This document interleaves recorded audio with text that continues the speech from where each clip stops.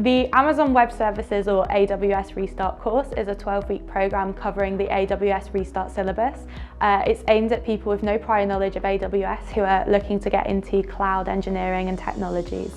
You'll cover lots of different coding skills from Python to HTML, CSS and JavaScript. You'll also participate in personal development workshops and techno-functional skill sessions. You'll get the opportunity to work on a commercial project with one of our industry partners, and you'll also have a guaranteed interview with a tech company in the Northwest.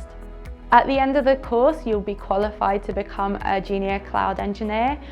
Lots of our students have gone on to many different career pathways, including software developers, data analysts, machine learning engineers, AI engineers, and cybersecurity professionals. I myself started out on the AWS Restart Academy, and I now help teach the course.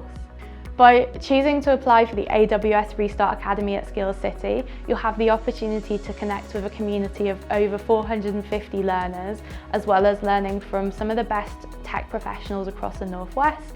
At the end of the course, if you'd like to keep on learning, you'll have the opportunity to progress into a Level 4 apprenticeship in either data analytics, cybersecurity, software development, or network engineering.